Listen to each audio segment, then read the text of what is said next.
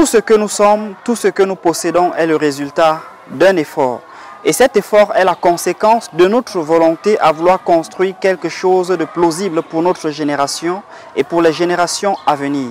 Et Penser Entreprendre a compris qu'il est important de mettre massivement la lumière sur les entrepreneurs africains qui ont une expérience crédible, un processus qu'on peut expliquer, surtout une inspiration à transmettre. Et dans son programme, aller à la rencontre des entrepreneurs inspirants, elle a donc pensé qu'il est important de mettre en avant tous ces acteurs qui apportent une plus-value pour notre génération et pour les générations à venir. Pourquoi? Parce que défendre un idéal, c'est envoyer une vague d'espoir à la postérité. Et pour cette nouvelle capsule, nous allons à la rencontre d'un entrepreneur camerounais inspirant qui apporte réellement quelque chose de considérable dans le Made in Cameroun parce qu'il en est un acteur majeur. Il suffira simplement de suivre cet entretien jusqu'à la fin parce que vous comprendrez les véritables challenges auxquels sont confrontés les entrepreneurs camerounais. Vous comprendrez les difficultés auxquelles ils sont constamment exposés et surtout vous comprendrez la résilience qu'il y a derrière la réussite de certains projets. Ce n'est pas un fruit du hasard, ce n'est pas fortuit, mais c'est parce qu'il y a un travail consistant qui se fait pour apporter une plus-value pour notre génération. Suivez-moi parce que nous allons rencontrer quelqu'un de très inspirant.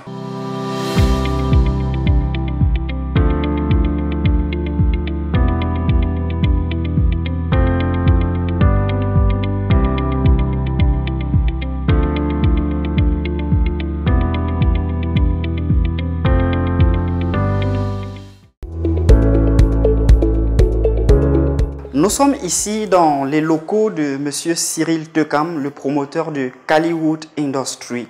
Il est un acteur majeur du Made in Cameroun, mais alors il est spécialisé uniquement dans des matériaux qui sont faits à partir du bois et du textile. Et il ne fait que de la miniature. Pourquoi? Parce qu'il a compris que dans le bois, on pouvait apporter une certaine plus-value et apporter de la valeur ajoutée dans toutes les gadgets qui seront confectionnés.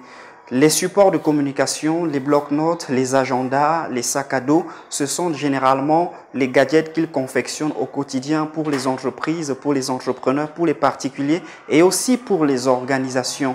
Après 15 années de service, après 15 années d'activité, il a décidé de nous recevoir afin de partager cette expérience avec nous, avec vous, pour que ceci puisse nous enrichir dans une communion qui sera très intense. Restez jusqu'à la fin parce que l'expérience que vous allez suivre aujourd'hui est une expérience comme hors du commun.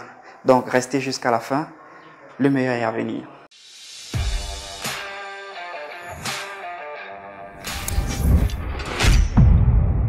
Alors mesdames, mesdemoiselles et messieurs, chers internautes, comme convenu, à la rencontre des entrepreneurs inspirants, on s'est fait l'honneur d'être invité dans la cour d'un très grand homme, un homme atypique, certainement un homme très mystérieux que vous connaissez dans l'univers entrepreneurial africain et camerounais.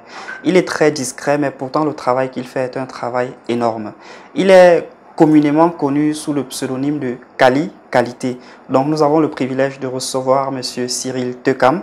Il est le promoteur de Kaliwood Industry et il aura donc le privilège de se présenter à nous, de se présenter à vous et de partager avec nous quelle est son expérience. Alors M. Cyril Tekam, bonjour. Bonjour, Monsieur Fotso. Comment vous allez? Très bien, merci, enchanté de vous-même. Ok, je vais très bien moi aussi. S'il faut faire une brève présentation de M. Cyril Tekam pour la bonne gouverne de ceux qui nous regardent, qu'est-ce que vous direz que vous êtes? Comme tu l'as dit déjà, je me nomme Cyril Tekam, c'est mon nom. Ne confondez pas avec Kali Qualité, parce que mon nom tend déjà à se perdre. On passe le temps à m'appeler Kali Qualité. Exactement. Aucun Kali, la qualité. Je me nomme très bien, retenez, Gapiapsi Tekam Cyril Blaise, c'est mon nom. Je suis le promoteur de Kali, la qualité. Ça, c'est la base. Il faut qu'on dise Kali, la qualité. Aujourd'hui, certes, nous sommes en train de grandir et le nom de l'entreprise change.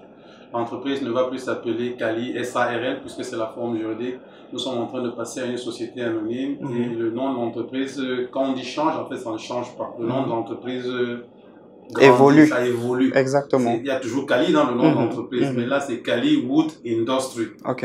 Wood, pourquoi? Parce que nous sommes dans le bois. Nous voulons que, rien qu'à la prononciation du nom de l'entreprise, qu'on sache dans quoi on fait. Exactement. Et qu'à la prononciation du nom de l'entreprise, qu'on sache l'ambition. L'ambition, elle est industrielle. C'est pour ça qu'on a décidé de ce que l'entreprise, au jour d'aujourd'hui, doit s'appeler Caliwood Industry. Ok. Cyril Tekam, c'est mon nom. J'arrive à Yaoundé il y a de cela près de 20 ans. Cette entreprise commence par la vente des jouets en bois, en friperie. J'achète des jouets en bois que je revends. Et puis je me pose la question, pourquoi est-ce que je dois acheter des jouets en bois et revendre alors qu'il y a du bois dans mon pays? Exactement. C'est de là où tout part. Waouh. Et Kali, que signifie Kali? Kali, c'est un mot dans ma langue maternelle, le Komala. On dit en patois que Kali. Ça, c'est avec l'intonation normale. Kali. Ok. Ne dors pas. Ouais. Kali. Ah, tiens, je me suis même habillé en Kali aujourd'hui. Kali. Ne dors pas. Oli daga qualité. Ne dors pas. S'il t'arrive de dormir, ne dors pas trop.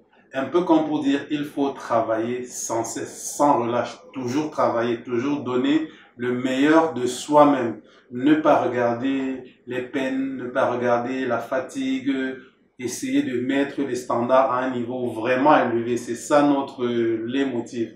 Tracer la voie pour que d'autres qui passeront par là disent oui, ici quelqu'un est passé, il a tracé une voie, nous disons merci, nous suivons humblement la voie qu'il a tracée. D'accord. Mais pour ceux qui vous connaissent de manière plus proche et de manière plus intime, savent que vous avez été impliqué dans beaucoup de projets.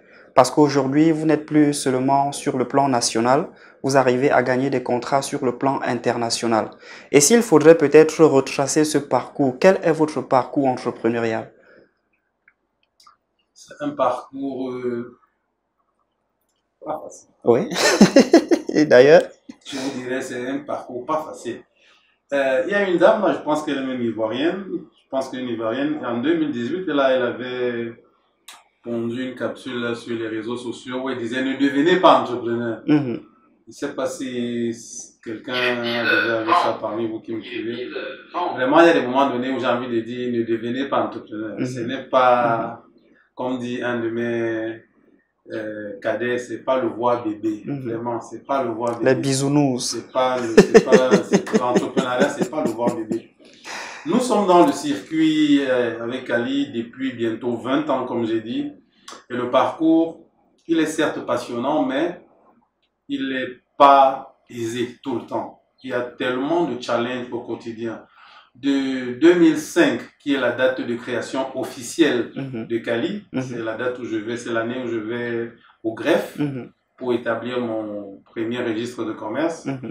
L'entreprise s'appelait Kali, comme vous avez entendu, c'était un établissement. En 2019, je pense oui, nous sommes passés en société à responsabilité limitée. Et en 2024, si nous allons passer en société anonyme. Durant tout ce parcours, nous avons créé plusieurs produits, nous avons créé plusieurs marques que vous pouvez retrouver sur les réseaux sociaux. Nous avons rencontré tellement de personnes. Il y a de cela, je dirais 3 ans par là, nous avons entamé vraiment de manière un peu timide. C'est vrai que les gens disent qu'on en fait beaucoup, mais c'est vraiment de manière timide. Nous avons entamé un processus d'internationalisation. C'est comme ça que nous avons commencé par le Rwanda. Au Rwanda, nous avons fait plein de choses. Nous sommes toujours en train de faire des trucs sur le Rwanda. Après le Rwanda, nous avons continué par la Guinée-Conakry. En Guinée-Conakry, nous travaillons avec le ministère de la Jeunesse et des Sports dans le cadre de la formation des jeunes. Actuellement, nous sommes en train de mettre nos valises sur le Gabon. Nous déposons nos valises sur le Gabon. J'ai des voyages à faire ces temps-ci sur le Gabon. Avec le nouveau gouvernement en place, nous avons commencé déjà par faire les cartes de visite en bois des différents membres du gouvernement au Rwanda, excusez-moi, au Gabon. Je suis en train de parler du Gabon. Et ils aimeraient bien aussi qu'on vienne au Gabon et qu'on voit comment est-ce qu'on peut travailler dans le sens de former la jeunesse dans ce pays-là. D'accord. Mais nous nous rendons compte que la matière principale que vous utilisez, c'est le bois. Et avec ce bois, vous êtes capable de faire plein de choses. On parle de trophées, on parle d'agenda, on parle de bloc-notes, on parle de sacs à dos qui sont faits à partir du bois. Qu'est-ce qui a inspiré cette multi-inspiration de pouvoir traiter le bois en plusieurs formes? Comme je l'ai dit d'antan, j'ai commencé à vendre des jouets en friperie, des jouets qui étaient faits la plupart du temps à base de bois. Mhm. Déjà, à la base, je ne suis pas un menuisier de formation, je suis un électronicien, puis j'ai fait Waouh. informatique.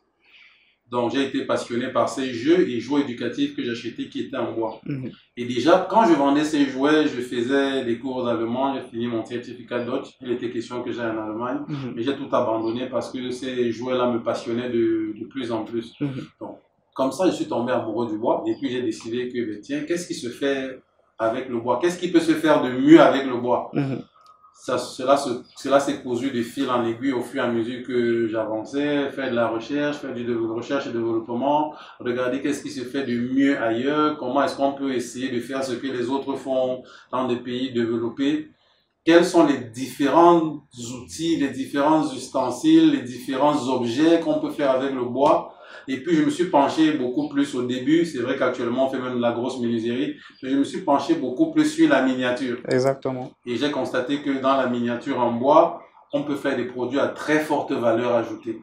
Avec une planche de bois, un menuisier va à peine faire, ça va pas lui permettre de faire un meuble entier. Mais avec une planche de bois, à Cali, on a pu faire juste des porte-clés en bois et pour une planche de bois, on a été capable de faire 1 million de francs de chiffre d'affaires avec une planche de bois. Wow. Donc, les produits que nous faisons sont des produits à forte valeur ajoutée.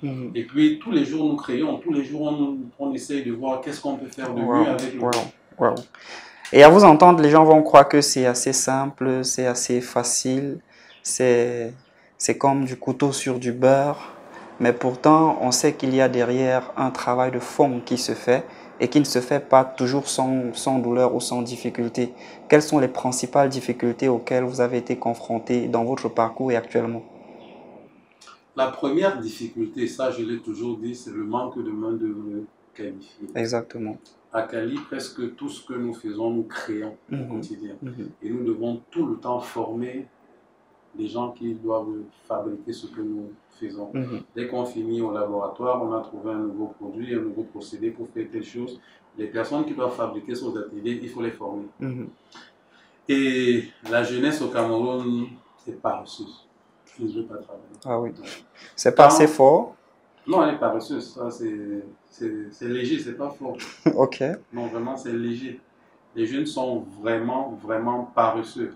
Si, bon, ils passent le temps à voir la télé, à voir ce qui se fait à l'étranger, ils veulent faire comme ça se fait à l'étranger. Déjà, sur ce point, s'ils m'étaient donné une once de pouvoir dans ce pays, je fermerais tout ce qu'il y a comme télévision étrangère qui corrompt les mœurs de nos jeunes. Aujourd'hui, on veut jouer au jeu de hasard, au jeu de football de hasard. Là, on veut gagner rapidement de l'argent. Personne ne veut travailler de manière endurante pour gagner. Non, ça, personne ne veut quelque chose qui doit prendre du temps. Personne ne veut construire. Il n'y a pas cette logique de construire quelque chose avec du temps. Non. Donc, le premier handicap dans pratiquement tout ce que nous faisons, c'est de la main-d'œuvre qualifiée. C'est avoir des jeunes qui veulent travailler, qui sont prêts à endurer, à apprendre. Quand vous prenez un jeune aujourd'hui, le premier jour qu'il arrive chez vous, le soir, c'est à peine s'il ne vous demande pas l'argent le soir. Le premier jour qu'il est arrivé, il va vous dire, bon, ce n'est pas l'argent de taxi. Ça devient compliqué. Vous prenez quelqu'un que vous devez former, il ne sait rien faire. Vous devez former, vous devez le payer. Et pendant tout ce parcours, il va vous voler, il va vous calomnier, il va vous dire mon patron a fait ci, il va vous dire mon patron a fait ça. Donc c'est le véritable problème, la ressource humaine. Ça c'est le gros challenge, la ressource humaine. On ne l'a pas. D'accord. Le deuxième problème qu'il y a, parce que les gens vont toujours mettre le problème de financement, le problème d'argent, mais moi je pense la ressource humaine comme le premier challenge. Donc, maintenant, financer tout ça, c'est un casse-tête chinois. Financer tout ça, c'est vraiment un casse-tête chinois. Tout le temps, c'est pas facile. Je ne vais pas entrer dans les détails, dans les méandres de tout ça, mais vraiment, ce n'est pas facile du tout financer une activité comme celle-ci, où il faut mettre beaucoup d'argent en recherche et développement tout le temps, beaucoup d'argent dans la communication et tout ce qui va avec. Donc, les défis, ils sont énormes. Actuellement, que nous entamons l'internationalisation, c'est encore d'autres défis.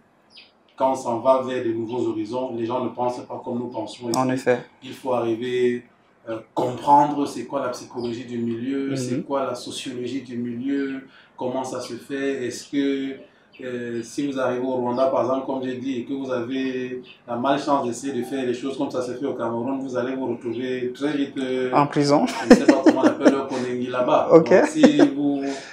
Donc, les choses, quand je parle même pas de corruption et autres, Mhm, je dis mhm, simplement, à Yaoundé, vous pouvez par exemple griller un feu mhm. facilement Oui. quand vous conduisez. Et puis ça, personne ne va rien vous faire. Mhm. À Kigali, si vous essayez de griller un feu, ou bien si vous essayez d'être en marge juste un peu, et voilà, c'est des environnements totalement différents. Que vous Ah oui. devez totalement comprendre comment ça fonctionne ici avant de véritablement vous insérer dans le tissu économique. Waouh, super, super. Donc, on retient les difficultés de la ressource humaine qualifiée et les difficultés de financement. Et à votre humble niveau, comment est-ce que vous essayez de pallier à ça? Au Cameroun, on dit souvent, ça sort comme ça sort. Ça, on dit D'accord. ça couramment, ça sort comme ça sort. On fait avec ce qu'on a. Ok. Aujourd'hui, vous formez un jeune et puis il estime que euh, il peut s'en sortir lui-même. Le voilà qui est parti. Vous devez reformer une autre personne avec qui vous allez travailler. Pour ce qui est de la ressource humaine, c'est ça en fait. On fait comme on peut. Mhm. Parce que si nous avions les moyens, nous aurons mis par exemple une école de formation sur pied, question En effet. d'avoir beaucoup de personnes suffisamment formées Mhm. et de pouvoir les recruter par la Mhm. suite. Mhm. Mais là, nous sommes dans la logique, on doit payer les gens pour les former. Mhm. Pour ce qui est de l'argent, déjà les banques dans notre pays ne financent rien qui ne soit pas sûr. Mhm. Quand c'est pas sûr, ils ne financent pas. Il vous faut une D'accord. évidence de la commande. Il vous faut, si vous avez vos idées autres que vous voulez financer, c'est pas avec les banques. Ok. Donc on a beaucoup été, et on est toujours tout le temps, aidé par du love money, des gens qui sont, des gens qui aiment bien ce qu'on fait et qui Mhm. sont prêts à nous donner Mhm. de Mhm. l'argent. Mhm. On se retrouve en train de prendre de l'argent parfois à l'usure pour Mhm. financer un certain nombre de commandes qui parfois ne sont pas payées à temps ou bien parfois ne sont presque même pas payées du tout. Mhm. Et ça, après, c'est bonjour les plaintes, Mhm. c'est bonjour au commissariat, c'est bonjour à la cellule. Ça, c'est des choses qu'on a déjà fait. On est passé par la case cellule pas plus d'une fois. Pas parce qu'on voulait ou bien pas parce qu'on était marionnette et autres. Non, vous avez pris de l'argent chez quelqu'un, vous avez financé une activité. Et puis le client qui très souvent, il faut que je le dise, la plupart du temps, les clients sont des grosses entreprises, sont des démembrements étatiques et autres qui ont leur logique de fonctionnement. Ils vous payent quand ils peuvent ou bien quand ils veulent, parfois. Ils ont souvent des difficultés de trésorerie aussi chez eux. Mais celui qui vous a donné de l'argent pour financer Mhm. Mhm. cette Mhm. commande ou cette activité-là, il n'en a rien à foutre. Vous l'avez pris de l'argent pour un délai de 2 semaines, pour un délai d'un mois et autres. Et puis après, quand vous êtes arrivé à terme de l'échéance, vous êtes obligé de lui rembourser. C'est un contrat. D'accord. En fait, c'est ça la difficulté entrepreneuriale au Cameroun, c'est ça la difficulté entrepreneuriale en Afrique. Vous devez pouvoir faire avec les moyens que vous disposez, vous devez pouvoir vous battre avec vos propres moyens en espérant que peut-être de manière providentielle, vous retrouverez un bon samaritain qui justement comprendra l'idéologie et la vision qui s'adosse à votre activité avant de pouvoir espérer quelque chose de mieux. Mais là, certainement, une entreprise, elle a des projections. Une entreprise, elle se projette sur le long terme. Et en ce qui concerne Caliwood Industry, quelles sont vos projections en fait? Nous avons fini l'élaboration, la rédaction d'un business plan très récemment. Mhm. Nous sommes en train de se projeter avec Hollywood Industry à moyen et à long terme sur une véritable industrie de fabrication d'un certain nombre de choses Mhm. en bois. Mhm. Nous, déjà, Hollywood Industry, c'est de la miniature aux gros œuvres. Mhm. Nous commandons au Cameroun beaucoup de stylos en bois de Chine, des clés USB en bois de Chine, des porte-clés en bois. Quand j'essaie de regarder toutes les parties prenantes qui sont dans ce segment et qui importent, Mhm. mais vraiment c'est énorme. C'est pas 50 francs, c'est Mhm. pas 100 francs, c'est des centaines de millions. Quand vous regardez les portes qui sont achetées en Chine, en Turquie et qui sont installées même dans nos ministères, les meubles qui sont commandés de Chine, commandés de Turquie, commandés du Vietnam, installés dans nos ministères. Et pourtant, nous avons du bois au Cameroun. Je dirais quoi, on en a tellement. Caliwood Industries se situe justement dans cette logique gouvernementale de l'import-substitution. Nous donnons l'ambition à Caliwood Industries de réduire au maximum l'importation de ce type d'ouvrage, de ce type de gadget.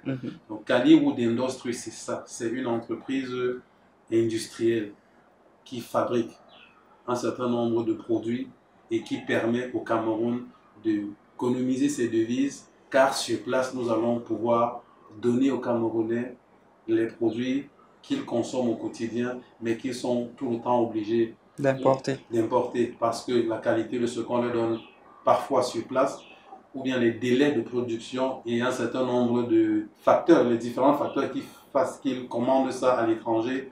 Nous essayons de trouver pourquoi est-ce qu'ils veulent commander cela, c'est quoi, est-ce que c'est un problème de coût, est-ce que c'est un problème de qualité, et répondre directement à ces questions-là et en disant à nos clients, monsieur, tenez, ce que vous commandez là, nous pouvons le faire directement sur place. D'accord. Donc ça, c'est l'ambition de Caliwood Industries.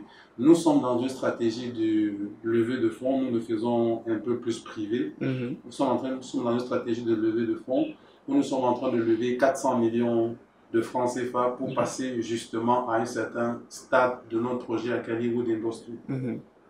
Je dirais aussi, peut-être c'est une question que vous ne m'avez pas posée, j'ai parlé de moi, j'ai parlé de Cali, mais Cyril Tekam, c'est aussi le promoteur de TNT, Textile and Technologies. Nous faisons à Textile and Technologies, nous fabriquons, c'est aussi une entreprise à visée industrielle. Vous savez, le bois pour Cali ou le textile et les tissus pour TNT sont deux secteurs qui sont des secteurs complémentaires? Non, pas complémentaires, qui sont des secteurs dont le Cameroun voudrait se baser dessus pour son développement. Quand vous disiez la SND 30, ce sont des secteurs prioritaires pour l'économie du Cameroun. Donc, nous à Cali aussi et à TNT, nous nous inscrivons en droite ligne avec la politique et la vision du Cameroun. On va là où les pouvoirs publics disent que voici où est-ce qu'il faut aller. Exactement. Donc, Textile et Technologie, c'est une entreprise qui fait des maillots, nous fabriquons des chaussures, nous faisons des sacs à dos, nous faisons des chasubles. Bref, quand vous pensez textile, de la casquette jusqu'à la chaussure, que ce soit à titre personnel ou que ce soit pour des entreprises qui commandent, par exemple des blouses et autres, là ce n'est plus personnel, c'est professionnel.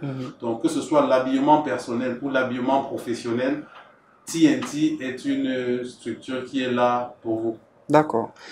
On se rend compte dans vos gadgets que vous aimez beaucoup plus mettre le Cameroun en avant. Et s'il faut le souligner, il est un acteur majeur du Made in Cameroun. Il encourage la fabrication et la consommation locale, ce qui permet de construire un tissu économique assez solide pour que justement les entrepreneurs puissent tirer leur épingle du jeu. Mais pourtant, j'ai ici devant moi un sac qui est vraiment très bien fait. Il a un assemblage de textiles justement et de bois, avec des motifs qui représentent notre patrimoine camerounais dessus. Est-ce que vous pouvez nous expliquer ce sac? Parce que certainement, il y a une historicité derrière ce sac. TNT et Cali, justement, sont deux entités qui fabriquent le sac. Cali fait la partie bois, la partie impression, la partie créa et autres, puisqu'on fait beaucoup d'infographie aussi. Et puis, nous fournissons la partie bois à TNT et TNT coule le sac. D'accord. Le Cameroun, comme vous le savez tous, aujourd'hui, on a traversé le concept de l'Afrique en miniature. Le Cameroun, c'est le continent. Ok. Ça, vous savez, je vous apprends que le Cameroun, c'est un continent. Donc, de plus en plus, nous faisons des sacs conférenciers. Il y a beaucoup de conférences qui s'organisent au Cameroun tout le temps. Nous faisons des sacs conférenciers, nous faisons des sacs à dos, pareil pour les différentes délégations qui viennent souvent au Cameroun dans le cadre de ces conférences. Nous avons contacté le ministère du Tourisme.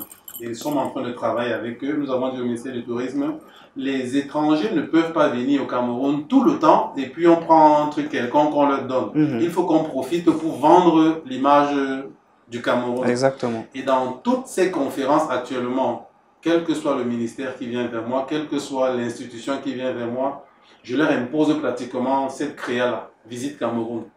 Là, j'ai demandé au ministère du Tourisme d'acheter le site internet visitecameroun.cm à l'antique. On est en train de travailler dessus. Le nom de domaine va être acheté. Un site internet va être produit pour que sur ce sac, il y ait visitecameroun.cm. Wow. Et que toutes les personnes qui viennent au Cameroun, lors d'une conférence et autres, aient une image du Cameroun avec un site internet. C'est dans cette logique-là. Donc déjà, le Cameroun, je suis un patriote, j'aime mon pays, pour ça je l'aime bien. J'ai déjà eu des propositions plus alléchantes en fait, oui. Oui, hors du Cameroun. Les gens qui ont dit, tiens, est-ce que tu peux pas venir ici pour faire ci, pour faire ça pour nous? Mais j'aime mon pays. Je voudrais laisser un nom dans mon pays. J'aimerais bien que les générations futures qui viendront sachent que oui, Cali, il y a un monsieur qui s'appelait Cyril Tekam qui a créé une entreprise qui s'appelait Cali et que Cali continue de perdurer. Déjà, comme j'ai dit, TNT et Cali sont vraiment un peu imbriqués, vraiment imbriqués l'une dans l'autre dans la production d'un certain nombre de choses. D'accord. Cali Qualité, tel que vous connaissez, Cali Qualité, justement, devient plutôt une marque de vêtements. Cali Qualité, c'est une marque de vêtements. Mais qui fait les vêtements de Cali Qualité, c'est TNT. Alors, on a des chaussures Cali Qualité, on a des t-shirts Cali Qualité, des chapeaux Cali La Qualité. Et l'entreprise de bois maintenant, c'est Cali Wood Industry. Super. Donc, Cali Qualité, c'est une marque de vêtements qui va être aussi une entreprise à part entière. Et c'est TNT qui est le producteur exclusif des produits de Cali Qualité. Wow, super. Très beau parcours, brillant parcours. Et modestement élucidé parce que je lis juste dans ses expressions assez de modestie et d'humilité parce que c'est une qualité qui le caractérise. Et certainement, Monsieur Cyril Tekam est non seulement un entrepreneur, mais il est aussi un homme marié, un chef de famille, un homme d'affaires, un homme à plusieurs casquettes. Comment est-ce que vous arrivez à manager toutes ces casquettes-là au quotidien?